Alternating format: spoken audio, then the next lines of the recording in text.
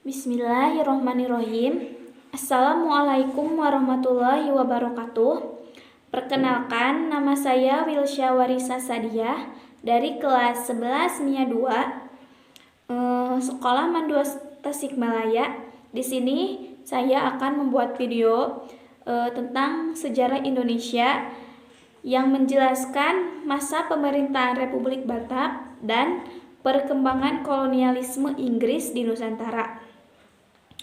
Oke, jadi yang pertama adalah masa pemerintahan Republik Batak. Pada tahun 1795 terjadi perubahan di Belanda. Muncullah kelompok yang menamakan dirinya kaum patriot. Kaum ini terpengaruh oleh semboyan revolusi Perancis, yaitu liberty yang berarti kemerdekaan, equality yang berarti persamaan, dan fraternity yang berarti persaudaraan. Berdasarkan ide dan paham yang digelorakan dalam revolusi Perancis itu, maka kaum patriot menghendaki perlunya negara kesatuan. Bertepatan dengan keinginan itu, pada awal tahun 1795, pasukan Perancis menyerbu Belanda. Raja William V melarikan diri ke Inggris, dan akhirnya Belanda dikuasai oleh Perancis. Dibentuklah pemerintahan baru sebagai bagian dari Perancis yang dinamakan Republik Batak pada tahun 1795 sampai 1806. Sebagai pemimpin Republik Batak adalah Louis Napoleon, saudara dari Napoleon Bonaparte. Kebijakan yang utama bagi Perancis waktu itu memerangi Inggris. Oleh karena itu, untuk mempertahankan Kepulauan Nusantara dari serangan Inggris, diperlukan pemimpin yang kuat. Ditunjuklah seorang pemuda dari kalangan kaum patriot untuk memimpin Hindia, yakni Herman William Daendels. Ia dikenal sebagai tokoh muda revolusioner. Selanjutnya, saya akan menjelaskan tentang Herman William Daendels yang menjabat dari tahun 1808 sampai 1811. Tugas utama Daendels adalah mempertahankan Jawa agar tidak dikuasai Inggris. Sebagai pemimpinnya ditunjuk oleh pemerintahan Republik Batak, Daendels harus mempertahankan dan juga memperbaiki administrasi pemerintahan serta kehidupan sosial ekonomi di Nusantara, khususnya di Tanah Jawa. Dalam rangka mengemban tugas sebagai gubernur jenderal dan memenuhi pesan dari pemerintahan induk, Daendels melakukan beberapa langkah strategis. Contohnya, bidang pertahanan dan keamanan, yaitu membangun benteng-benteng pertahanan baru. Dan masih banyak lagi. Kedua, bidang pemerintahan, yaitu membatasi secara ketat kekuasaan raja-raja di Nusantara. Dan juga masih banyak lagi yang dilakukan oleh Daendels, bukan hanya itu.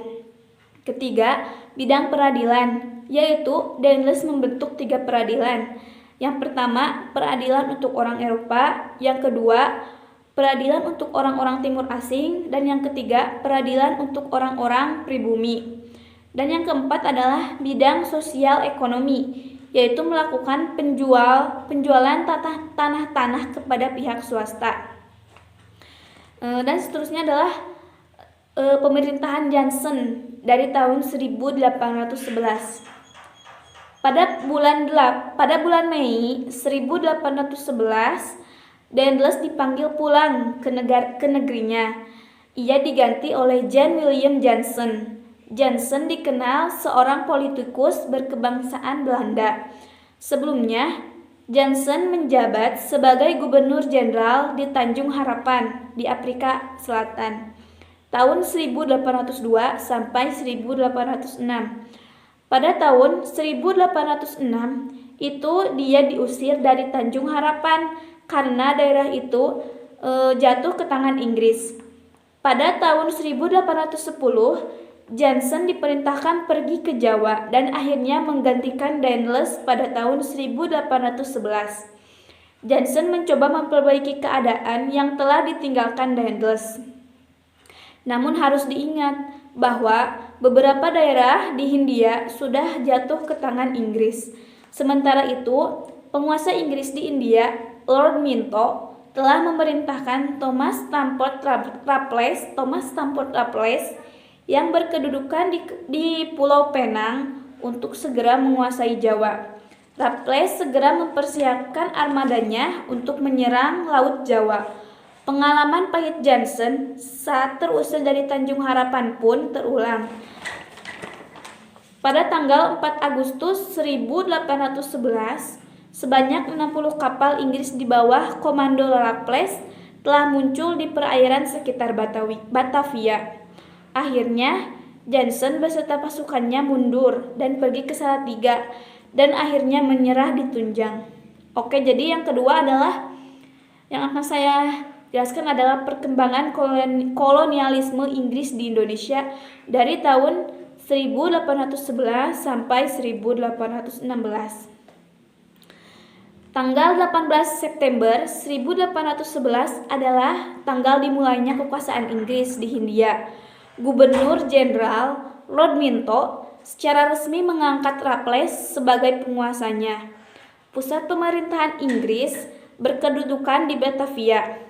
Raffles mulai melakukan langkah-langkah untuk memperkuat kedudukan Inggris di tanah jajahan.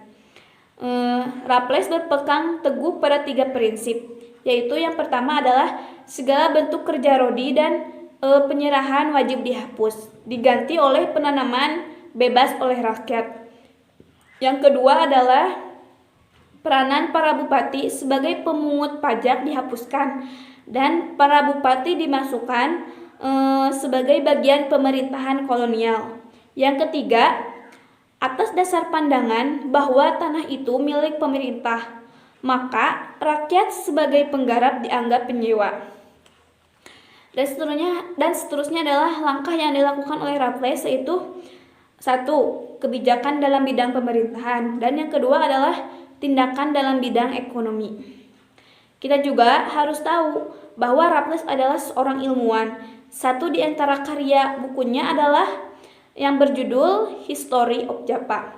Isi dari buku Raffles yang memerintah sebagai gubernur menuliskan mengenai keadaan Pulau Jawa, adat istiadat, keadaan geografi, sistem pertanian, sistem perdagangan, bahasa, dan agama yang ada di Pulau Jawa pada saat itu. Mungkin sekian yang dapat saya sampaikan. Mohon maaf bila ada kesalahan. Terima kasih. Wassalamualaikum warahmatullahi wabarakatuh.